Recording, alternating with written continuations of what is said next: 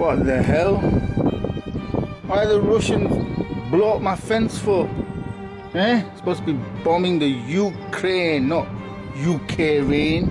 Sheffield, this is Sheffield, not Kiev. Bloody Russians and the bombing, indiscriminate bombing, blowing up my fence. It's going to be a nightmare to fix. Ugh. So, the war in Ukraine is going exactly as I said it would. Over 2 weeks ago, the Russians, that's Putin, he wants the whole of Ukraine lock, stock and smoking blown up barrel. Not just the dumbass region. So what happens next? Well, he's going to install, well, his plan is to install a puppet regime. Understand this, the war is over. Putin has already won, and everything that mainstream media is going on about is clueless. They don't have a clue. Russians aren't going to rise up and remove him from office. He's already game played everything. No, the war is over. Russians have won. Well, Putin has won. It's a Putin war on Russia. And what happens if they pull up resistance? What happens if, for instance, Kiev fails to surrender? Well, we got the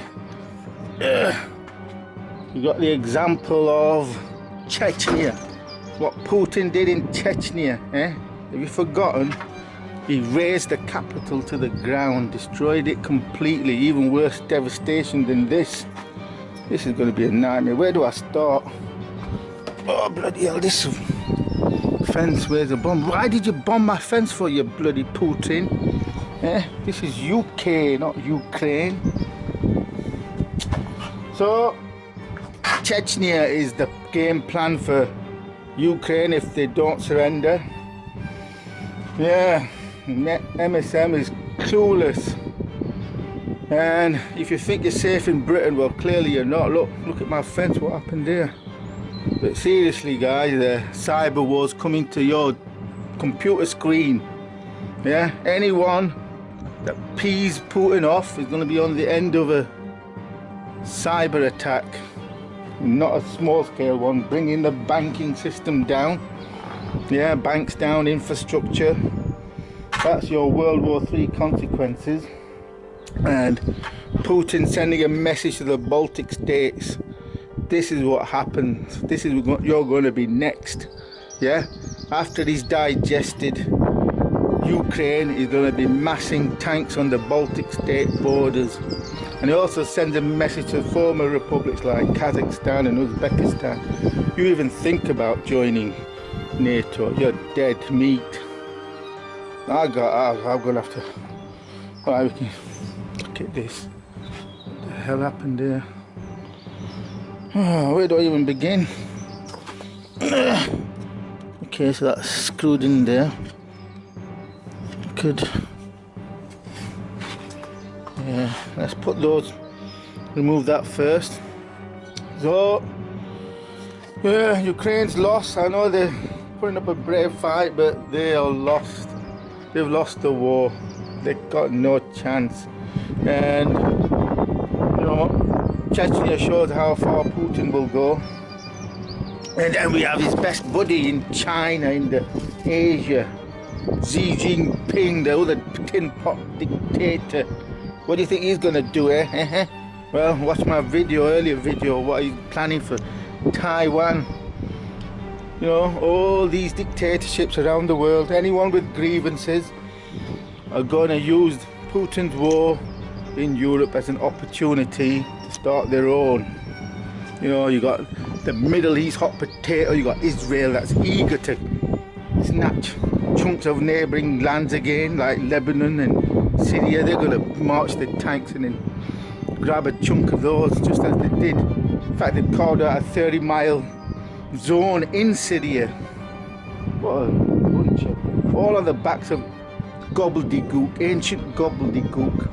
Same as what Putin used to take Ukraine, that it's not really a real country, it's a fake country, and it's housed by Nazis. You know, Israeli said no different about Syrians though. They're not really, they're, you know, fanatics, blah blah blah, same pot kettle black. And you got similar all over the world. Then you got the dear fat leader in North Korea. That dear fat leader, he's going to be wanting to get a piece of the action. All across the African continent, there's so many possible flare-ups now. World War III is arriving. India-China border, China-Pakistan border. All these grievances that have been bubbling under the, you know, they're going to come to the fore now, courtesy of Putin's war in Europe. A good distraction. There's even the West. They've got their own little plans to grab land, you know. Australia comes to mind. They're bloody land grabbers, grabbing islands, you know. Don't forget, the Australians are no better than the Russians, and very similar to what the Nazis were, you know. Britain planted a flag in Australia 200 years ago, and then they tried to exterminate the Aborigines, steal their continent from them. You forget that, and now they've been persecuting them ever since. You know, the Australians are Nazis. You know, they see them on TV prancing around, oh, we're peace, democracy. They're bloody Nazis. They stole the continent. You can't just plant a flag and say, this is for Queen Victoria. Push everyone off the land. Nazis. They're going to land grab. They're going to go around. They've got their targets in the Pacific, Indonesia, China, and all the other islands. That's why one of the reasons why the Chinese are targeting Australia, because they know they're Nazis. You know, they despise them. Europeans coming and planting the flag and stealing everyone's land. That's one of the reasons there is going to be a war in Asia.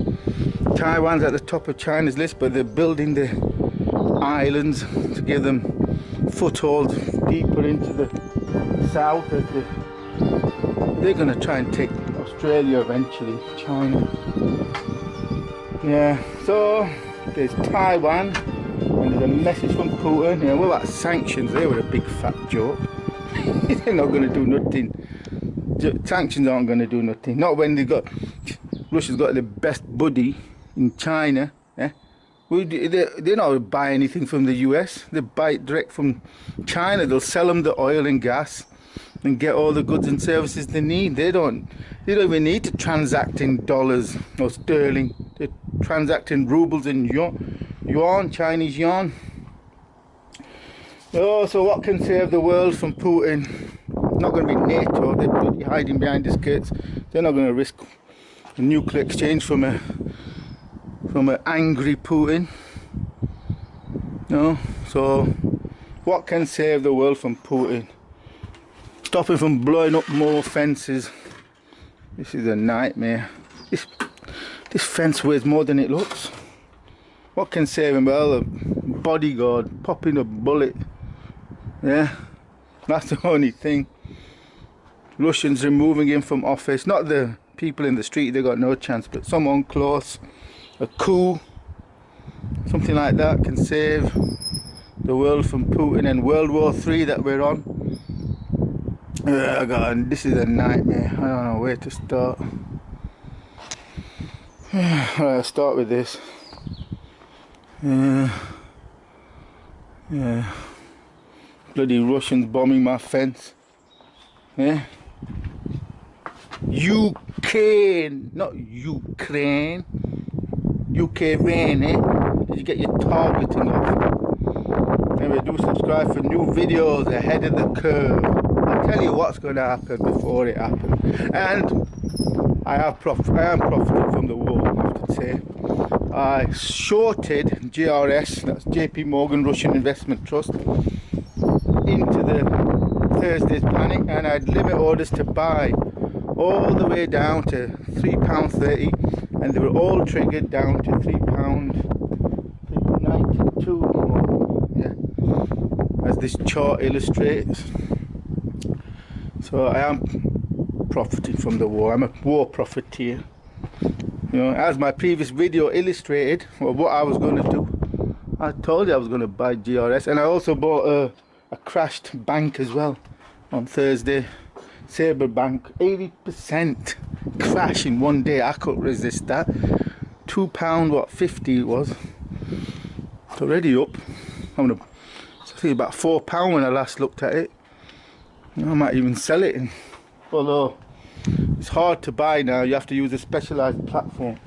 Because you know, if you go to your normal broker, put in Sabre Bank, you'll get blocked, saying you cannot trade sanctioned Russian securities. It's already sanctioned. No, on the day, you know, the usual, you know, the ISA platforms and whatnot, you couldn't buy it from them. You had to use a specialized OTC market for Sabre Bank. But GRS, you can trade that. Anyway, I'm a proud owner of a chunk of Russia now via GRS and Sabre Bank. It'll probably spike lower again. I've got another, like the 330 limit order should eventually be triggered. In fact, if it spikes to the upside, I might even sell and take profit. I bought it at an average price around 440,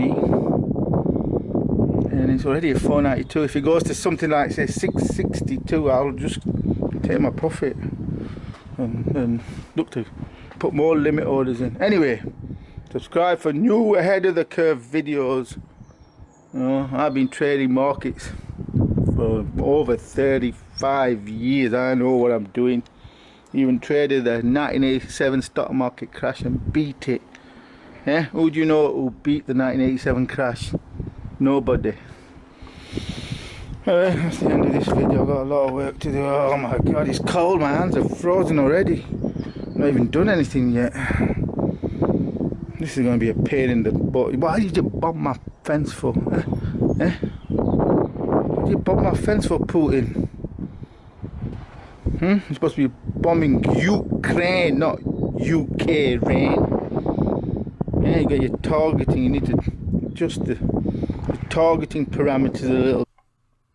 And do remember to subscribe to this YouTube channel for new videos as and when they are posted.